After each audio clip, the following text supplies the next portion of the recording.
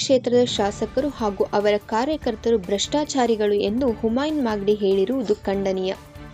ಭ್ರಷ್ಟಾಚಾರ ಅಂದರೆ ರೊಕ್ಕ ಎತ್ತುವುದು ಅಲ್ಲ, ಕಾನೂನು ಬಾಹಿರವಾಗಿ ಕೆಲಸ ಮಾಡುವುದು ಭ್ರಷ್ಟಾಚಾರ ಎಂದು ಮಾಜಿ ಪಟ್ಟಣ ಪಂಚಾಯತ್ ಸದಸ್ಯ ಜೆ.ಆರ್. ಕುಲಕರ್ಣಿ ಟಾಂಗ್ ನೀಡಿದರು.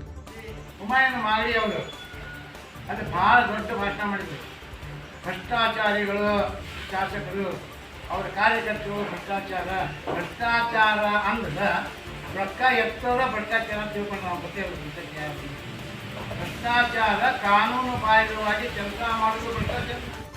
ಅವರು ಶಿರಹಟ್ಟಿ ಪಟ್ಟಣದ ಶಾಸಕರ ಕಾರ್ಯಾಲಯದಲ್ಲಿ ಸುದ್ದಿಗೋಷ್ಠಿಯನ್ನು ಉದ್ದೇಶಿಸಿ ಮಾತನಾಡುತ್ತಾ, ಹುಮಾಯೂನ್ ಮಾಗಡಿ ಅವರ ತಲೆಯ ಮೇಲೆ ಎಷ್ಟು ಕೂದಲುಗಳಿವೆ ಅಷ್ಟು ಅವರ ಮೇಲೆ ಕೇಸುಗಳು ಇವೆ ಎಂದು ಆರೋಪಿಸಿದರು. ಅವರು ಮಾಡುವಂಥ ಎಲ್ಲ ಬುದ್ಧಿಮಾಡಿದ ಕಾರ್ಯಗಳು ಕಾನೂನು ಬಾಹಿರವಾಗಿಯೇ ಅವ. 2 ಸಲ ಅಧ್ಯಕ್ಷರಾಗಿ ಅವ್ರು ಮಾಡಿದ್ರು ಅನೇಕವ. ಆ ವಿಷಯದೊಳಗೆ ಅವರಿಗೆ ತಲೆಯೊಳಗೆ ಎಷ್ಟು ಕೂದಲು ಅಷ್ಟು ಕೇಸು ವ್ಯಕ್ತಿ ಮೇಲೆ ಎಸ್ಟಿ ಕೂತಿದ್ರು, ಡಿಸಿ ಕೂತಿದ್ರು,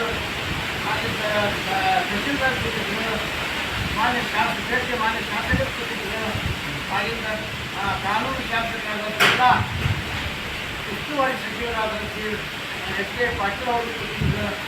ಈ ಒಂದು ವೇದಿಕೆಯೊಳಗೆ ಸರಿಸಮಾನವಾಗಿ ಹುಮಾಯೂನ್ ಕೂತಿದ್ರು. ಅಂದರೆ ಹುಮಾಯೂನಲ್ಲಿ ಕೂತಿದ್ದು ಏನಂತ ಮಹಾಘೋರ ಅಪರಾಧ ಕಾನೂನು ಪ್ರಕಾರ. ಯಾಕೆ ಅಂದ್ರೆ ಅವ 2 ಕೇಸುಗಳ ಒಳಗೆ ಆರೋಪಿಸಲಾಗಿದೆ. ಅದರೊಳಗೆ ಅಪರಾಧ ಅಂತ ಪ್ರೂಫ್ ಆಗಿದೆ.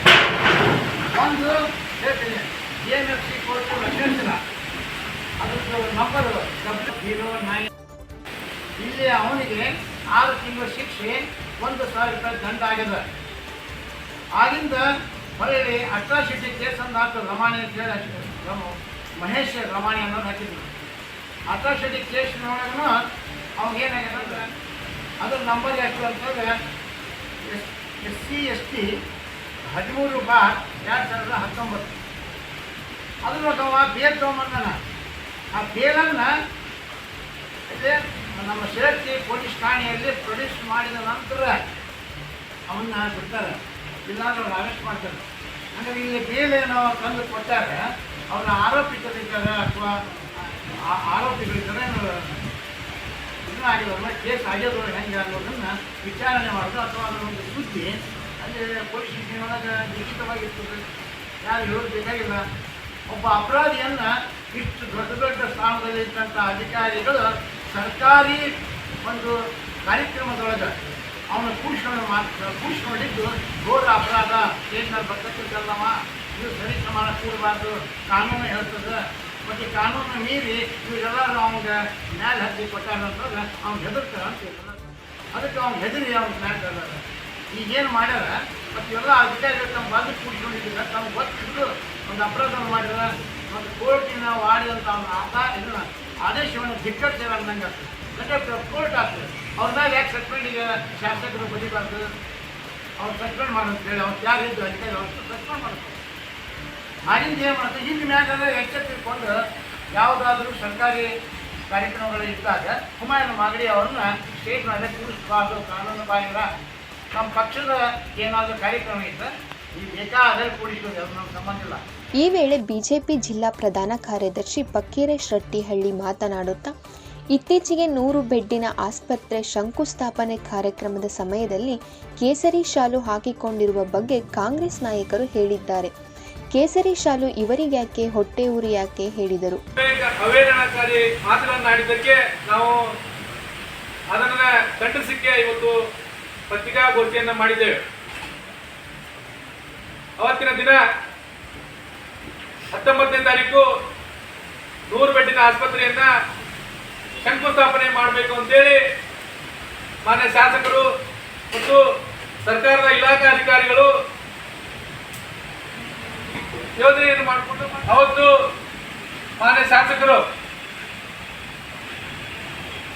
ಈ ಹಿಂದೆ ಅಧಿವೇಶನದಲ್ಲಿ ಮಾತಾಡಿ 100 ಬೆಡ್ಡಿನ ಆಸ್ಪತ್ರೆಯನ್ನು ತರುವಂತ ಕೆಲಸ ಮಾನ್ಯ ಶಾಸಕರು ಮಾತಾಡಿದರು. ಅವತ್ತಿನ ದಿನ ಮಾನ್ಯ ಕಾನೂನು ಸಚಿವರು ಸಹಿತ ಮಾಡಿದ್ದಿದೆ.